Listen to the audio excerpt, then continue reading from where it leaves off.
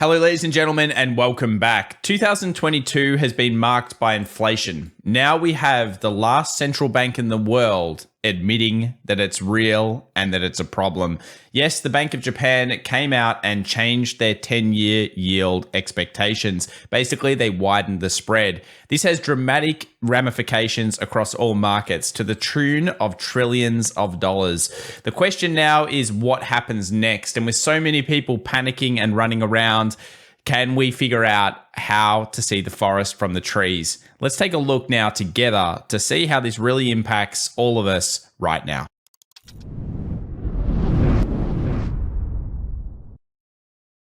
Well, welcome back everybody to the Daily Show where we talk about stocks, commodities, and cryptos. We'll be discussing the lead news, macro data, key indicators, and of course the big levels you need to be watching later on today's show. But let's begin with the big story. Bank of Japan, typical Bank of Japan style. Let's just come out and make a random announcement when we feel like it. Yes, that's what they've done now for pretty much over a decade.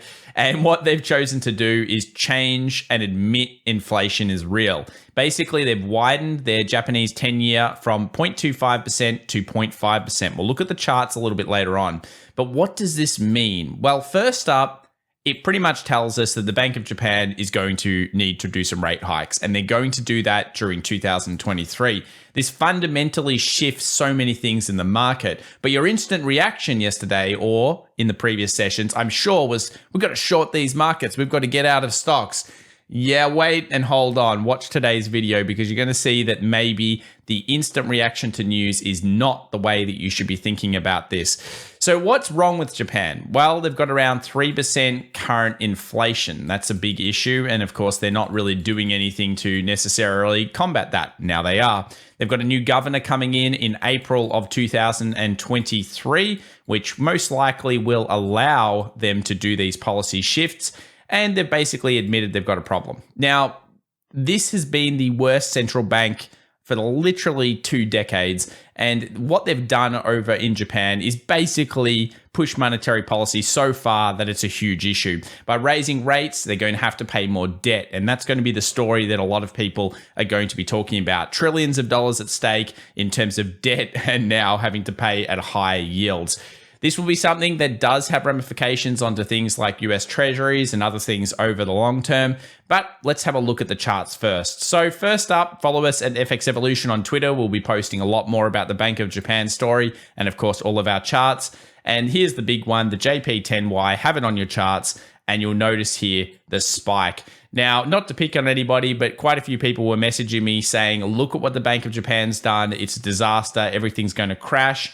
And of course, at the time of this recording, we saw the markets fall, start to find some buying throughout, of course, the stock market day, which is traditional based on what we know about stats. And of course, we've now got a little bit of a buy up here in the futures with them going up around 0.5% in the current Asian into European session. So here's the JP10Y. You can see the huge spike here, basically where the pressure has been put on from 0.25. Now, we first talked about this story a long time ago back in May, and the pressure was being put on heavily in June and July for the Bank of Japan to have to make this move, to have to admit inflation was there. What will most likely occur now is we'll see things like JP, and you can put these ones on there, 0 to Y, so that's the 2-year yield, start to spike up a little bit. And Japan's run a negative interest rate for quite some time. So we're looking at now it having to go positive and potentially throughout 2023 start to move up into 1%, maybe even higher to combat inflation to a degree. This is going to come at a cost, of course, to the world economy, especially from a debt standpoint. The normal synergies with Japan and debt and everything that's been traded now for well over pretty much a decade has now kind of been broken, and we're going to see that start to play out. Potentially weakness in the US dollar will also be a play. Now, were we already expecting weakness in the US dollar? Well, it seems like a few people are front running this particular trade because the US dollar has been weakening for a while now. That's off the back of also having to probably cut rates in 2023 from the Federal Reserve standpoint. And you'll notice that we're going into a kangaroo style time for the US dollar. We also know that we're seeing weakness in the market. Does that change as of this Bank of Japan statement? Well, nothing really changes here. We still already were thinking weakness. Part of it was one of these lead indicators, which is the MACD switch with the 200-day moving average turning down. This tends to have dire ramifications to the markets. And you'll notice when we get these types of reads, the next couple of months into 6 months can be very, very negative, or at least not necessarily a positive time for markets across the board. Everyone's expecting a Santa rally. Will we get one? Well, traditionally during bear market years, you don't get any Santa rally. We find ourselves here with a small uptick, usually coming into the back end of the year, and that's all it wrote. So it's not like those normal, beautiful Santa rallies that we traditionally get. We've been talking about this now on the channel for a little while. Without further ado, let's get into the charts. Let's talk about these lead indicators. Let's talk about what's the market's actually showing you. So first up, I see a lot of frustration out of people trading the VIX. Firstly, don't trade the VIX. I don't know why people trade this so much, but the main problem with the VIX is it's incredibly costly to trade. It has huge roll costs. The other problem is people expect that if you have a negative day on markets that the VIX must spike. That's not necessarily true. The VIX tends to spike a lot more when you go into uncharted territory. If you have a look at the SP 500 right now, although everyone's freaking out, it's just in a trade zone that it's been at many, many times over 2022 so far. So that's why you're not getting that huge spike in the VIX. Let's move over to some lead indicators though. Another down day for high yields. So this is junk bonds, HYG. It's basically telling us that the market doesn't like zombie debt. And I don't like zombie debt, and neither should you like zombie debt. Personally, zombie debt is very dangerous in 2023. So as we see this drop, if we continue to see this drop, even if we get a rally in the markets, and we barely get a rally here in HYG, this is going to be a teller that the rally is false. Pay a lot of attention to HYG over the next coming weeks or maybe even month. It's going to be a big play. So with the Japanese move, the Bank of Japan, what happened to treasuries? Well, initially they got flogged. Basically, they went down about 1.78%. Now, part of this has to do with yields going up. We saw the US 10-year actually rise. I'll bring that onto the charts here. Just quickly with TLT, we always expected it to pull back down. And I think it's very important at these times to be able to see, again, the forest from the trees, to be able to make sense that this is actually still a pretty good level for treasuries, and the market is probably overreacting partially to this particular trade. Let's move over to the US 10-year and the US 2-year. So here's the 10-year. You notice the spike in the 10-year with the Bank of Japan basically saying, we can't hold it anymore. We need to give up on our 0.25 policy. What has happened? Well, it's moved a lot of inflation expectations, and we saw that rising across the board. Now, your initial reaction is probably, well, we should see the market to go down. Well, the market might be a little bit oversold, and we'll talk about that later. Remember, the initial reaction that you have is probably, well, it could be the right one, but at the same time, timing is everything. We saw the 2-year also hike up, and we saw expectations along the yield curve. So let's have a look now at 2023. We're still sitting at around a terminal rate of 4.8% from the Fed. So the expectation hasn't changed much on where the Fed has to go. It's just now debt is going to be more expensive across the world due to the Bank of Japan move. Let's move over to the US dollar. So a lot of people correctly think that this is going to affect the US dollar, and in fact, it's going to weaken it. Well, yes, it probably will weaken it over the longer term. However, we're here and now. So the initial expectation was weakness in the dollar, and we saw the dollar come back down. Now, we expected it to hit around this level anyway, and we're kind of playing with this idea of short-term strength here from the US dollar. Does that make sense? Well, it's right at that critical zone. I've got a little alert set here for this 104 level, and if 104 is broken, I think the US dollar has a little bit of legs in it initially. Now, you might think that's insane. How can it do that? Well, again, it has to do with where it's at already. It's already been heavily oversold now for weeks and weeks and weeks. And I'm not saying that US dollar may not have already finished and it's going down. In fact, the stats would prove that it's in a sideways style kangaroo market during 2023. Don't expect the US dollar to be as strong as it was during 2022 again. That was a miraculous time. It was the trade of 2022, but that is coming to an end. Now, where problems do arise has to be this chart. And it's because, look, we had short expectations for gold. Full disclosure, we're absolutely medium term long on gold. We have been now for quite a few weeks, in fact, over a month, and we like gold a lot into what has pretty much again been admitted by the Bank of Japan, which is we're in worldwide stagflation. That's why people are making such a big deal out of this. What are the two best stagflation plays? Traditionally, it's gold, and traditionally it's silver. In fact, silver is an incredibly strong positional, and it had a great 24 hours. Now, gold has found itself back at this critical zone. Around here is where we thought gold would have problems, and it did initially. You can see the reaction to it was negative. We still probably maintain that there's a potential here for shorting off because of this false break, but you can't discount gold right now. The Bank of Japan's move is a big deal. It does prove that we're pretty much in a stagflationary environment, and this is one of the better styles of investments. So at this stage, yes, the market's on its tippy toes. If we do see dollar strength and we see that 61.8 fib hold up, then we probably do see some weakness here from the gold trade. But yeah, it was a very, very tough 24 hours for gold to be short that because of those reasons. Around here, though, still was a pretty good one. Obviously, those stop losses would be holding. It's now or never for gold, but don't discount it over the next coming months into the next, really 6 months. Because if we're in stagflation, or even if we're in an interest rate cutting environment with what we believe is probably currency wars going on in the world right now, gold is very attractive. For the first time in quite some time, it's very attractive. And with the base, with the money flow, with everything we've talked about in recent weeks, any pullbacks you would think are going to be met by demand. Let's just take a quick look at silver just to show the difference here. Silver actually did make a new high.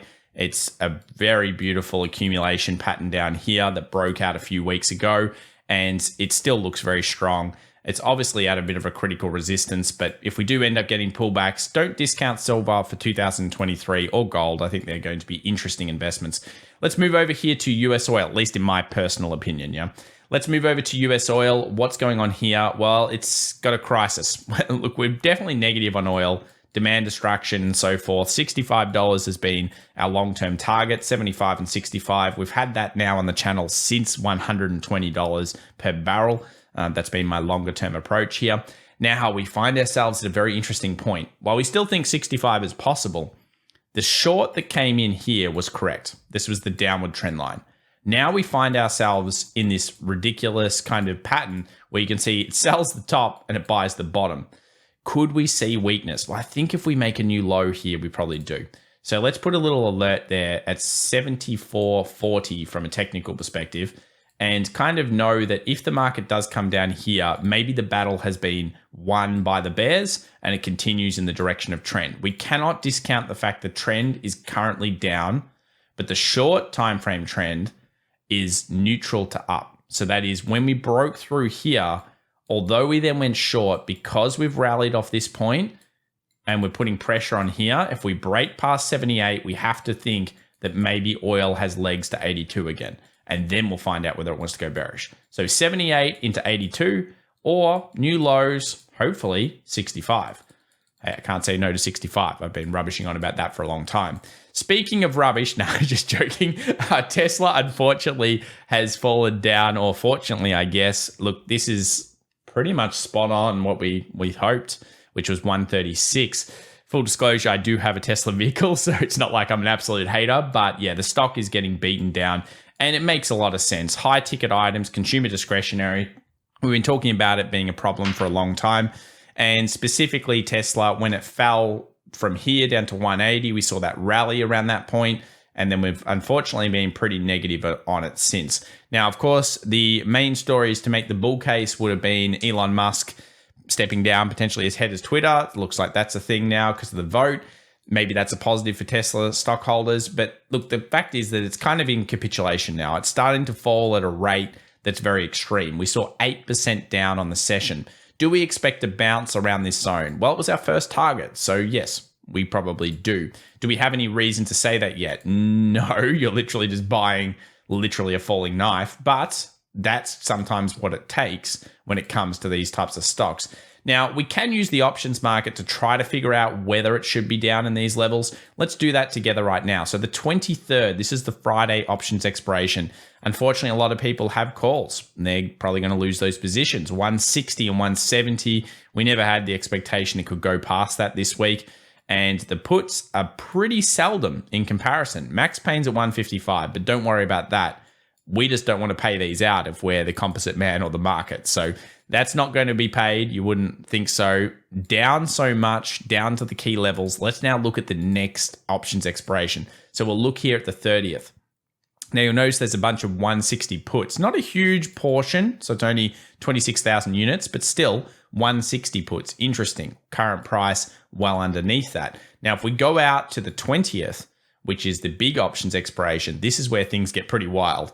There's this random 40 puts. I don't know who owns those, but geez, the 40 puts are pretty random. There's $2.83 million here at stake. And what you may notice is that Max paying something at 185, and realistically, these 160, 170s tend to be kind of where more the market is. Now, when we look at the SP 500 later on, it proves the point that maybe we should see some consolidation here in Tesla, if not a little bounce. We're in the zone of structure.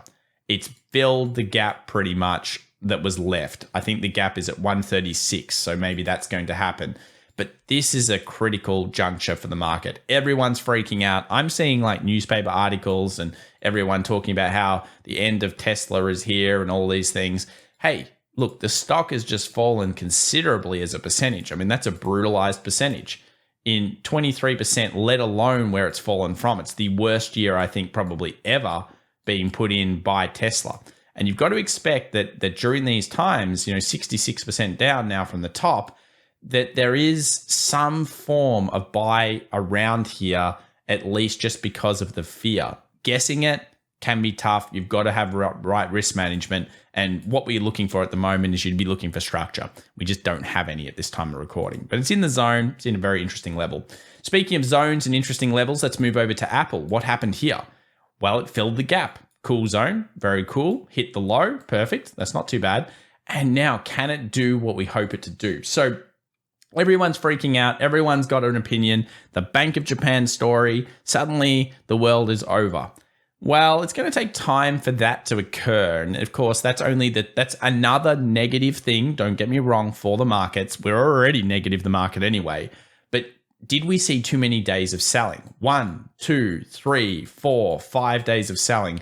We did tweet this, that we thought that 5 days was a little bit too much. Traditionally, on the 6th day, we've seen a bit of a rally after a gap below. That's what we got. Now, did Apple do well? No, it was flat, 0.05, not down, absolutely flat. But it does prove a point that maybe we can see a rally now that sucks people into a buy or some kind of false Santa rally thing, and that pushes us back into this downward trend line. Imagine if we filled the unfilled gap over here. What do we hit? The trend line. Could we see shorters there? It's a distinct possibility. If you're already short markets and you have more of a plan, well, you just have to expect these types of things to occur. But let's look at some other exhibits. We'll take a look here at Amazon. Now, there's nothing nice about Amazon's chart. It made a new low. It looks absolutely diabolical. And I would think that Amazon is going towards $81. I mean, that just seems like an expectation. The way it gets there, though, might be not what you expect. But $81 certainly looks at this stage like it wants to go for that 2020 low. Take a look at Google. Filled one of the gaps almost here. There's the close. Obviously, it's almost done that inflation gap. Again, there's a gap left up here as well. Is it time for us to come up and do something like this? Certainly a case scenario for it. Let's have a look at the 2 hours. A little bit of a bounce. We'll check the indices in a minute to make a better case for that. Apple versus SP 500 teetering on its demand or support level. It's critical. Could we see a little bounce before a drop? This is a chart we'll be looking at now over the next coming weeks. Make sure to subscribe if you're interested in this type of stuff. Let's look at XLY versus XLP. Terrible. There's nothing to like about the market. It's bad. Consumer staples are kicking consumer discretionary's ass. Basically, nobody likes the market moving forward. Now, you could make an argument, well, the market's up, Tom, because Nike had a great earnings report. Yeah, sure, it did. But remember, that's not necessarily high-ticket items. During periods of recessions or during periods of lower socioeconomic activity and people struggling, stocks like McDonald's also tend to do well. Little known fact, this was the only stock that was positive over the global financial crisis. Why? I'm sad to say it, but it's depression. People eat this stuff, comfort food. Notice the switch that changed a few weeks ago. Around October the 3rd, we saw a huge shift. Why? It's probably because the market has rotated into these in anticipation of a recession being called and people losing their jobs. Yeah, that's actually how this works. Let's move over to the DAX. What's occurring here? Little bouncy. We're seeing that wick come up. Do we expect this? Well, yes, we do. We expect a rally, ideally, and we've got an alert set just above here that shows us that the market could move upwards of something like a 14.2, 14.3 before finding some selling pressure later on. That's just the DAX, the German 40. Let's have a look now at another indicator that we had in the last 24 hours. The big one, the Dow. The Dow was in a downward trend line. It hit that previous support, that previous demand, and the downward trend line from the bottom. And we've now seen some wick rejections. You can see here at the time of recording, the market's trying to stand a rally in the face of adversity, in the face of literally everybody else thinking it's negative.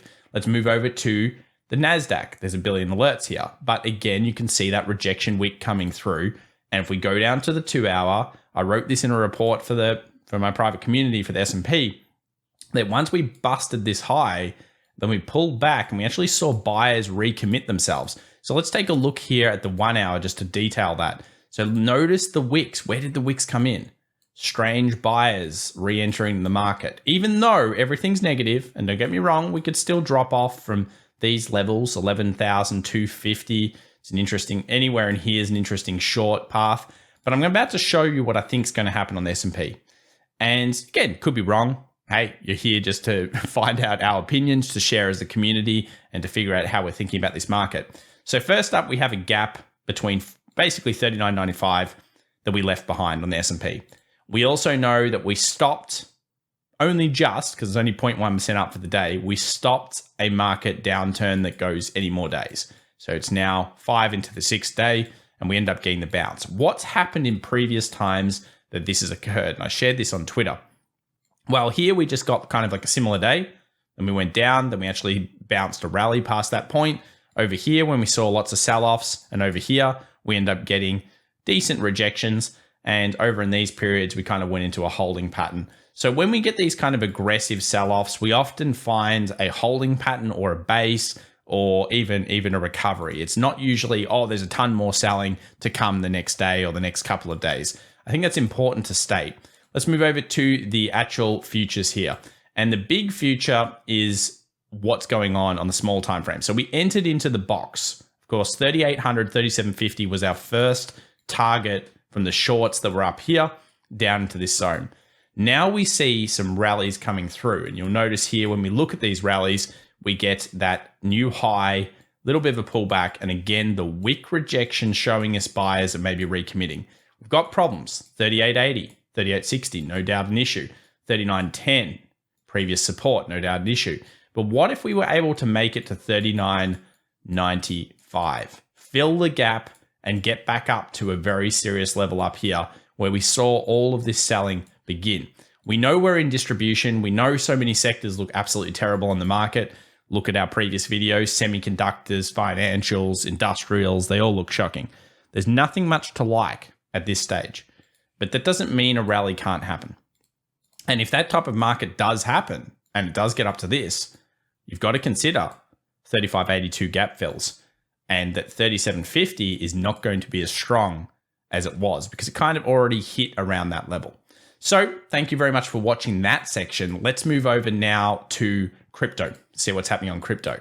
Does crypto back this story up? Some people believe at the moment that Bitcoin is front loading. Well, Bitcoin made a low, a high, a lower low, and a higher high. So in some ways, it's done a shift.